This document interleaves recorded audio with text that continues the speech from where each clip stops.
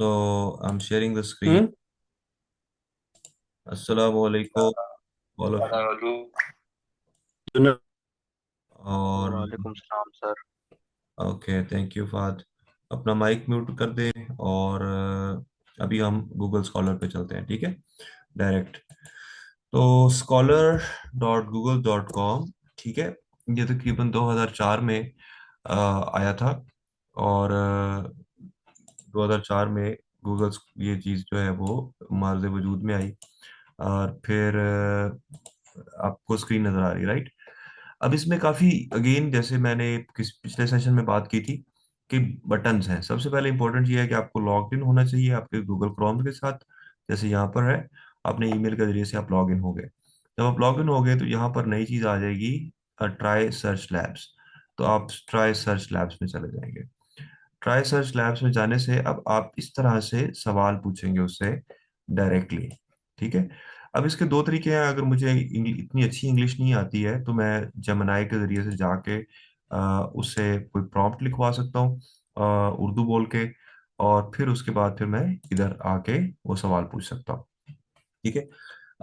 मैं दोनों तरीके के साथ करके दिखाता हूँ। सबसे पहले मैं खुद डायरेक्टली कोई क्वेश्चन पूछता हूँ। मैं फॉर इंस्टेंस ये जानना चाहता हूँ कि I want to scale up the manufacturing of let's say vitamin B12 industrial scale. Provide me the latest technically oriented patent or research paper that can help me reverse engineer engineer the vitamin B12 synthesis process at a large scale. Right? Simple. अब ये क्या कर रहा है? पहले हम क्या करते थे, बुलियन ऑपरेटर्स के जरिए से ये चीजें करते थे, एंड और कन्वर्टेड कॉमास इस तरह की चीजें लगा के। लेकिन आज के दिन में ये खुद हमारे लिए उसने, अब ये अभी 2022 में ही पेपर छपा है। फिर उसके बाद ये वाला दूसरा पेपर छपा है। अब मुझे डायरेक्टली जो रेलेवेंट पेपर है मेरा वो डायरेक्टली आ गया। और नेक्स्ट स्टेप में कि मैं क्या कर सकता हूँ, इन जो ये भी सर्च कर रहा है, सर्चिंग डीपर, राइट, ये अभी 2024 में छपा है, ठीक। तो अब ये दोनों जो है ये ओपन एक्सेस में मिल जाएंगे हमें, ठीक है। ये तो ओपन एक्सेस में है ही। और ये इस तरह से, ठीक है। तो अब आज के दिन में कोई भी हमें चीज बनानी है, उसके बारे में हम ये ऐसे paper, it will take some time but it will give us the relevant papers. तो बहुत ज्यादा हमारा जो टाइम पहले कंज्यूम होता था अपने रेलेवेंट पेपर्स को ढूंढने के लिए, वो अब कम हो गया है। और उसके बाद फिर हम इसमें मजीद आगे जब ये सारे पेपर्स ढूंढ लेगा, ठीक है। और डिपेंड करता है इंटरनेट की स्पीड के ऊपर। अगर इंटरनेट की स्पीड अच्छी है तो वो जल्दी ढूंढ ढूंढ लेगा। अभी तक उसने 69 टॉप रिजल्ट्स ढूंढे हैं, ठीक है, जिसका ताल्लुक विटामिन B12 की स्केल अप सिंथेसिस के ऊपर है, ठीक है। तो हम इस सारी चीज को उठाकर, आज के दिन पाकिस्तान में विटामिन B12 नहीं बन रहा है, तो हम इसको, इन सारे पेपर्स को उठाकर डाउनलोड करेंगे। डाउनलोड करने के बाद इसको नोटबुक एलएम में लेकर जाएंगे। नोटबुक एलएम में लेके जाके हम उसको स्ट्रक्चर कर सकते हैं, जैसे कि मैंने नोटबुक एलएम पे पहले सेशन लिया है। और स्ट्रक्चर करने के बाद हम उसको अपना एक पेपर जो है वो पब्लिश करके पॉलिसी मेकर्स को दे सकते हैं कि जी हमें ये चीजें चाहिए हैं, इन लोगों ने ऑलरेडी कर लिया हुआ है। और ये अभी उसने 10 रेलेवेंट रिजल्ट्स निकाले 70 में से, ठीक है। तो अब ये बहुत ज्यादा आसान कर दिया। अब इसमें ये वाली जो चीज़ है वो आसान, मतलब अब हमें वो मिल सकती है कि हम डायरेक्टली अपने से मुतल्लिका जो पेपर्स हैं वो ढूंढ सकते हैं, ठीक है। अब इसमें जैसे इसने ये वाला बैक्टीरिया यूज किया हुआ है, इधर इसने ये वाला बैक्टीरिया यूज किया हुआ है, इधर हम ये वाला बैक्टीरिया यूज किया हुआ है फॉर इंस्टेंस इसमें ये, ठीक है। ये तो अगर हम रिसर्च करना चाहते हैं, लास्ट टाइम जब हमने डिस्कस किया था, अब आप में से अगर कोई भी टॉपिक बताना चाहे तो वो कर सकता है। ये तो था एक चीज। दूसरी चीज है कि मुझे अभी अंग्रेजी नहीं आती है, प्रॉम्प्ट लिखना नहीं आता है। तो फिर और एक और आसानी ये हो गई है, मसलन मैं इस पेपर को उठाता हूँ, इस पेपर को डाउनलोड करता हूँ, और डाउनलोड करने के बाद इसको मैं सिर्फ समझना चाहता हूँ अपने पॉइंट ऑफ व्यू से, तो मैं इसको डाउनलोड करने के बाद गूगल नोटबुक एलएम में डालता हूँ और इसको ट्रांसलेट कर लेता हूँ उर्दू में।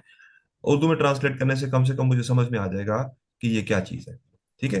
तो और फिर डाटा जो है, मुतल्लिका डाटा ढूंढना बहुत आसान हो जाता है गूगल स्कॉलर से।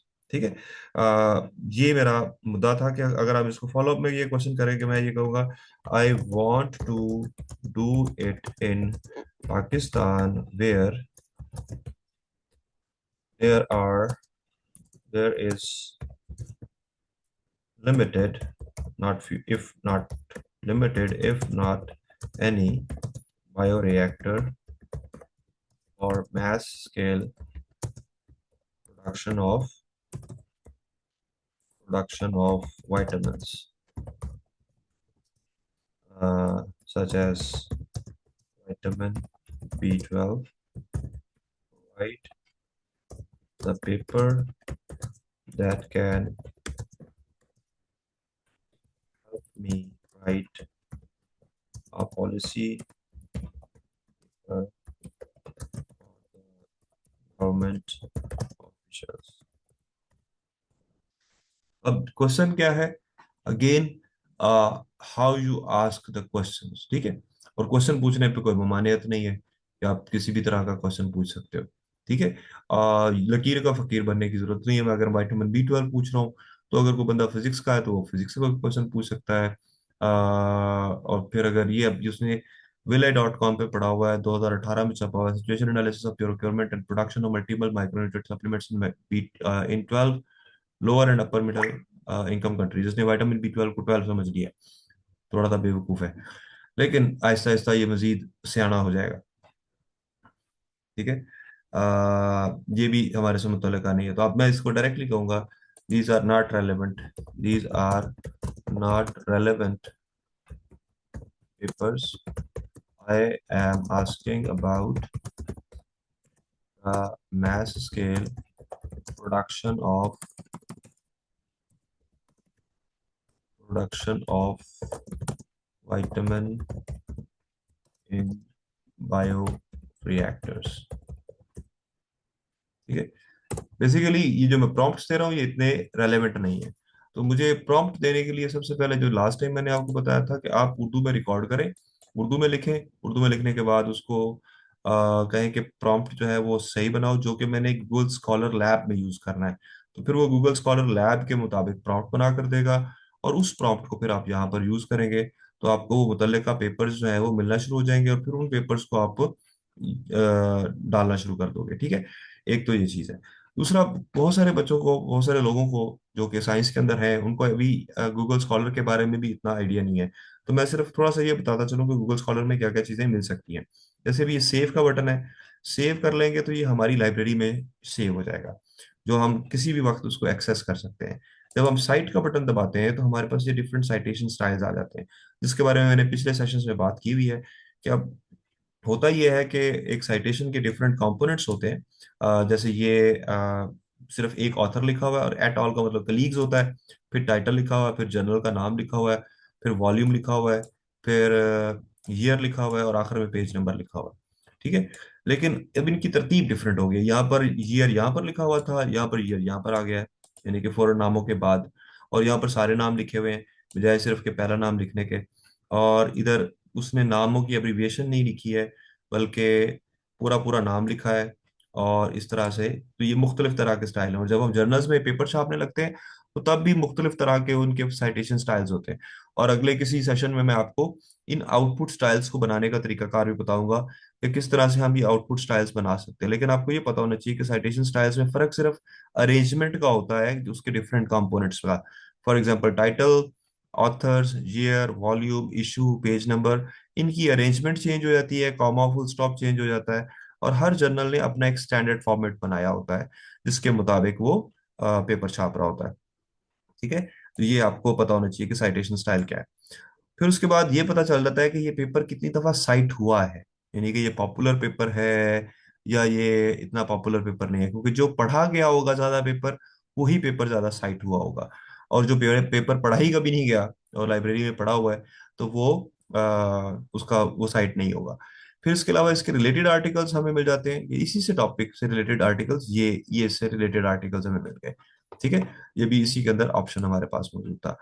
फिर इसके अलावा इसके वर्जन्स हैं, मुख्तलिफ वर्जन्स हैं। तो वो कौन से वर्जन्स हैं, तो वो हमें पता चल गया कि ये 7 वर्जन्स हैं मुख्तलिफ जगहों पर पड़े हुए, कि एक जगह पर तो छपा है लेकिन मुख्तलिफ दूसरी जगहों पर भी वो पेपर जो है वो अवेलेबल है। तो वो उसके डिफरेंट वर्जन्स हो गए। ठीक है, ये चीज इंपॉर्टेंट है। और फिर आप इसके अलावा किसी भी साइंटिस्ट को यहाँ पर सर्च कर सकते हैं, जो कि बहुत कीमती चीज़ है, जो मैंने पिछले किसी लेक्चर में भी बताया है। फॉर एग्जाम्पल, मैं इस पेपर को खोलता हूँ और इस पेपर को खोलने के बाद मैं जानना चाहता हूँ कि इस ऑथर ने और कौन कौन से पेपर्स लिखे हैं। ठीक है, तो मैं उस ये तो पेपर ही डाउनलोड हो गया हमारे पास, लेकिन मैं कोई ऐसा ढूंढ लेता हूँ जहाँ पर हमें ये वर्ल्ड अर्थ ऑर्गेनाइजेशन का है, लेट्स से जिसकी बात करते हैं, ये पी जेम्स है। तो पी जेम्स ने, अब ये पी जेम्स पूरा आ गया, फिलिप जेम्स। अब ये मुझे उसके सारा का सारा करियर पता चल गया। तो ये प्रोफेसर जो है, मैं अब इधर इस फिलिप जेम्स को कॉपी करूंगा और इधर जाके लिंक्डइन पे लिखूंगा। तो लिंक्डइन पे जाके ये मैं बता रहा हूँ कि कैसे काम कर सकते हैं, यूनिवर्सिटी ऑफ सैलफोर्ड में है। ठीक है, ये जेन में हमें पता चल जाए, इकोलॉजी इसका टॉपिक है। तो मैं इधर जाके सिर्फ सर्च करूंगा इसको, फिलिप जेम्स को, और साथ में इसके वो लिख देता हूँ फिल्टर्स में जाके। लिंक्डइन की भी अलहदा से ट्रेनिंग की जरूरत है हमें। सैलफर्ड साथ में मैं लिख देता हूँ, SALFORD। ठीक है, तो देखते हैं कि कोई हमें बंदा वो मिल जाएगा, तो हम इधर से डायरेक्टली कनेक्शंस भी डेवलप कर सकते हैं। ठीक है, ये वही है फिलिप जेम्स। तो मैनचेस्टर एरिया में है, university of sociology, professor of ecology, यही है। हम इसको फॉलो कर लेते हैं। तो बेसिकली क्या हो गया कि अगर वो पेपर मुझे बहुत पसंद आया, तो मैंने, ये मेरा थर्ड कनेक्शन है। ठीक है, अब अगर मेरा थर्ड कनेक्शन है, इसको मैं खोलता हूँ। अब मैं इसको खोलता हूँ, तो खोलने के बाद फिर यहाँ पर जाकर इसको कनेक्ट भी कर देता हूँ, डन। यहाँ पर विदाउट नोट, ठीक। तो ऐसे, यानी कि एक चीज क्या है कि हम नेटवर्क डेवलप कर सकते हैं गूगल स्कॉलर के जरिए से। प्रोफाइल साइंटिस्ट्स के ढूंढ सकते हैं, जैसे जिसके नीचे भी नाम के नीचे लाइन लगी हुई है, तो इसका मतलब उसका गूगल प्रोफाइल बना हुआ है, उसका स्कॉलर प्रोफाइल बना हुआ है। ठीक है, इस जैसे ये है, तो मैं इसको खोला और इसको जब मैं खोलूंगा तो इसका प्रोफाइल आ जाएगा। ठीक है, तो पता इस प्रोफेसर का पता चल जाएगा। और इसको ईमेल कर सकता हूँ मैं यहाँ पर, और ये जान सकता हूँ कि इसने अभी तक काम क्या क्या किया है और ये कितनी दफा साइट हुआ है, 547 दफा साइट हुआ है। एच इंडेक्स क्या होता है, I10 इंडेक्स क्या होता है, एआई करके खुद से पूछ सकते हैं, लेकिन बहुत आसान टर्म्स है। मतलब इसने बेसिकली स्टार्ट किया है रिसर्च करना 2019 में, और सबसे ज्यादा जो इसकी साइटेशन हुई है 2025 में हुई है, 2026 में इसकी इतनी साइटेशन हुई है। ठीक है, तो जो कहने का मतलब ये है कि हमें सिर्फ ये नहीं है कि गूगल स्कॉलर को हम उठाया और पेपर ढूंढ लिया उसमें से, हमें मुख्तलिफ चीजों को आइडेंटिफाई करना आना चाहिए। ये मेरा आज का मुद्दा था। तो बताना ये चाह रहा हूँ कि अगर आप स्कॉलर लैब्स को यूज करते हैं, तो आप अपने रेलेवेंट पेपर्स को ढूंढ सकते हैं। नंबर दो, गूगल स्कॉलर को बजाते खुद भी सीखना चाहिए, कि आप ना गूगल स्कॉलर, पहले स्कॉलर लैब्स में पहले आए बाद में आए, पहले गूगल स्कॉलर को सिर्फ समझें कि गूगल स्कॉलर में क्या क्या चीजें होती हैं। अगर कोई मुझे, कोई भी बंदा अपने से मुतालिक अगर कोई हेल्प मेरी कर दे और मुझे कोई टॉपिक बता दे कि ये टॉपिक पे आप काम करें, तो फिर मैं थोड़ा सा काम कर सकूंगा, अदरवाइज मैं खुद अपनी तरफ से कोई टॉपिक ढूंढ लेता हूँ। जी बताइए। सर वो माइक्रो प्लास्टिक्स के ही देख सकते हैं। चले, माइक्रो प्लास्टिक्स, ठीक है। किस चीज के लिए micro plastics? Sir micro plastic में था कि केल्प ड्राइव पॉलीसेकेराइड्स हैं जो यूज होते हैं माइक्रो प्लास्टिक को डिसॉल्व करवाने के लिए। Fine, but like what is the problem that we want to solve? Basically pathophysiology है माइक्रो प्लास्टिक जो ब्लड ब्रेन बैरियर को क्रॉस करके ब्रेन डिजीज या कार्डियोवास्कुलर डिसऑर्डर्स में जो है वो रोल प्ले कर रहे हैं। माइक्रो उनको प्लास्टिक्स डिसॉल्व रोल करवाने के लिए इन केल्प के। Micro plastics role in brain disease, ठीक है। आ, और अब ये वाला जो चीज थी, ये स्कॉलर लैब में बहुत अच्छे तरीके से हो सकती है, कि आप जैसे मुझे बोला है, जब जैसे आपने इसको रिकॉर्ड करो, रिकॉर्ड करके जेमिनाई में डालो, जेमिनाई में डाल के उसको कहो कि मुझे गूगल स्कॉलर के लिए प्रॉम्प्ट बना कर दे, और फिर स्कॉलर लैब में जाके वो प्रॉम्प्ट डालो तो आपको मुतल्लिका पेपर मिल जाएंगे। ठीक है, लेकिन फिलहाल मैं सिर्फ ये डालता हूँ इधर। तो ये सारा कुछ आ गया। अब इसमें मैं कुछ चीजें और दिखाना चाहता हूँ। ये वाली चीजें क्या है? ये लिखा हुआ है एनी टाइम। ये जब से गूगल स्कॉलर, जब से डाटा आना शुरू हुआ उस वक्त से पेपर अब दिखा रहा है। लेकिन मैं सिर्फ ये जानना चाहता हूँ कि सिर्फ 2026 में, सिर्फ पिछले साल में, यानी कि अभी के साल में, जिसके भी 2 महीने गुजरे, उसमें कितने पेपर छपे? तो उसमें सिर्फ 851 पेपर छपे हैं। ठीक है, इसका मतलब इस पेपर बहुत अच्छा छपा जा सकता है, और अभी इतनी ज्यादा इसमें कंपटीशन नहीं है। ठीक है, अगर लेकिन मैं 2025 का स्टार्ट करूं तो ये 5830 हो जाते हैं। अगर मैं 2022 से स्टार्ट करूं तो फिर 13,000 हो जाते हैं। लेकिन मैं कस्टम रेंज डालना चाहता हूं तो मैं कस्टम रेंज भी डाल सकता हूँ कि जी मुझे सिर्फ 1960 से लेकर 1990 तक के पेपर चाहिए। 1960 से लेकर 1990 तक के पेपर चाहिए। तो ये फिर मुझे उस तरह से पेपर दे देगा। तो इस वक्त सिर्फ 8 ही लोग, मतलब बेसिकली ये भी पता चल गया कि ये मतलब पुराना नहीं है। अगर मैं ये जानना चाहूँ कि भाई 1990 से लेकर 2000 तक के पेपर बताओ, तो मुझे वो भी बता देगा। तो इन चीजों को, टूल्स को सोचना सोचना चाहिए। फिर उसके बाद आपने रेलेवेंस के जरिए से इनको सॉर्ट करना है या डेट के जरिए से सॉर्ट करना है। मैं कहता हूँ जी डेट के जरिए से सॉर्ट करो। तो जो सबसे आखिर में 3 दिन पहले आया ये, ठीक है, 3 दिन पहले पेपर आया, ये 28 दिन पहले आया है, ये 30 दिन पहले आया है, तो हमें पता चल जाता है कि लेटेस्ट पेपर जो छपा है वो 3 दिन पहले छपा है और किस टॉपिक पे छपा है। ठीक है, तो ये हमने ये टूल्स ये यूज नहीं करते हैं हम। फिर इसके अलावा सिर्फ मैं कहता हूँ जी रिव्यू आर्टिकल्स ढूंढो, तो ये सिर्फ मुझे रिव्यू आर्टिकल्स ढूंढ के दे देगा। ठीक है, फिर अगर मैं चाहता हूँ कि नहीं भाई मुझे इसका अलर्ट आना चाहिए कि ये इस टॉपिक पे कोई आए तो मैं इसके ऊपर अलर्ट, तो मैं इस इधर सिर्फ अपना ईमेल डालूंगा और इसको कह के क्रिएट अलर्ट कर दूंगा। तो ये क्रिएट अलर्ट, और फिर मुझे ईमेल आना शुरू हो जाएगी उसकी। ठीक है, और अगर मैं अलर्ट को सब्सक्राइब अनसब्सक्राइब करना चाहता हूँ तो मैं वो भी कर सकता हूँ। तो कहने का मतलब ये था कि हम लोग सिर्फ जाते हैं यहाँ पर, टाइप करते हैं और जैसे पेपर ढूंढते हैं, लेकिन बाकी जो बटन्स हैं उनको इतना इस्तेमाल नहीं करते हैं। ठीक है, तो ख्वाहिश ये मेरी है कि आप लोग इन बटन्स को भी इस्तेमाल करो, और इन जो जो अंडरलाइंड ऑथर्स हैं, जैसे जो अंडरलाइंड ऑथर्स हैं, इसका मतलब है कि इनका गूगल प्रोफाइल बना हुआ है, और आप सिर्फ इसको पर क्लिक करोगे तो आपको वो बंदा मिल जाएगा। ठीक है, अब ये प्रोफेसर ऑफ जनरल पैथोलॉजी है। इसको मैं आ, यहाँ से कॉपी करता हूँ, अपना लिंक्डइन अकाउंट खोलता हूँ। लिंक्डइन अकाउंट खोलने के बाद यहाँ पर जाकर इसको सर्च करता हूँ। सर्च करने के बाद देखता हूँ कि ये वही मार्सेला है। तो वो कैसे पता चलेगा कि यहाँ पर नजर आ रहा है कि ये प्रोफेसर है जनरल पैथोलॉजी का, और यूनिसेच आईटी में है कहीं। ठीक है, इसको खोल के हम देख सकते हैं कि इससे रेलेवेंट है कि नहीं। ये तो वही आ गया, professor of general pathology, second connection है मेरा, राइट। इटली में ये रहता है। इसको कनेक्ट का बटन दबा दो, डन। इससे आपके कनेक्शंस बनना शुरू हो जाएंगे।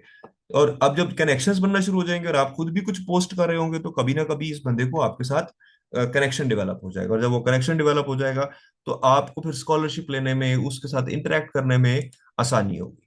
तो ये हमारे पास रिसोर्स पड़ा हुआ है, लेकिन हम इस रिसोर्स को इस्तेमाल करना नहीं चाहते, या मतलब जानते नहीं है बेसिकली। अगर हम जानना शुरू करते हैं तो फिर हम इन चीजों के ऊपर, अब ये बंदा काफी ज्यादा वेल पब्लिश्ड है, 10,945 साइटेशन है इसकी। एच इंडेक्स बहुत ज्यादा है इसका, और ये काफी देर से एक्टिव है। 2009 में इसकी 600 से ज्यादा साइटेशंस थी। ठीक है, और 2019 में। और अब इसने टोटल जो आर्टिकल्स लिखे हुए हैं सिर्फ 31 आर्टिकल्स लिखे हुए हैं। ठीक है, जिनमें से 5 जो है वो पब्लिकली अवेलेबल है। ठीक है, और ये इसने, अगर हम सारे आर्टिकल्स ढूंढ लेंगे इसके, ये तो देख पता चल जाएगा कि ये कब से लिखना शुरू हुआ होगा।